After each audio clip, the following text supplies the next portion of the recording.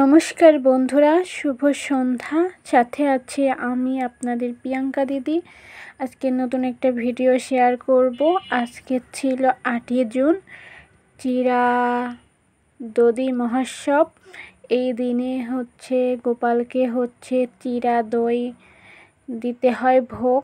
আমার কাছে যেহেতু দই ছিল না, সেহেতু আমি চিরা, আম, কলা, দুধ দিয়ে ঠাকুরের ভোগ প্রস্তুত করেছিলাম।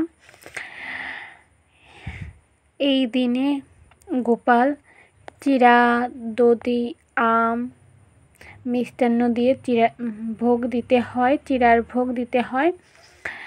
এটা গোপাল খেতে খুবই ভালোবাসে, এই জন্যই আমার বাড়িতে আজকে এই আয়োজন ছিল। এখানে দেখতে পাচ্ছেন চিরা আছে, চিরার সাথে আছে আম, সাথে আছে কলা, সাথে আছে বাতাসা। অনেকে বাতাসা না থাকলে চিনি দেয়। এটা দিয়ে ঠাকুরকে ভোগ দিতে হয়।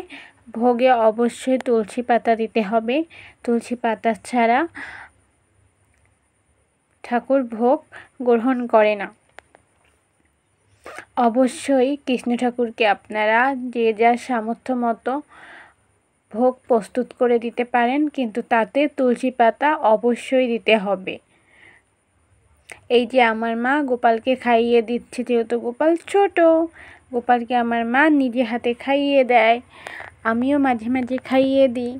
আজকে গোপালকে কিন্তু অনেক সুন্দর লাগতেছে, কারণ গোপালকে আজকে দুধ দিয়ে অভিষেক করা হয়েছে। পূজার পরে মা আমাকে চিরার ভোগ খেতে দিল, প্রসাদ খেতে।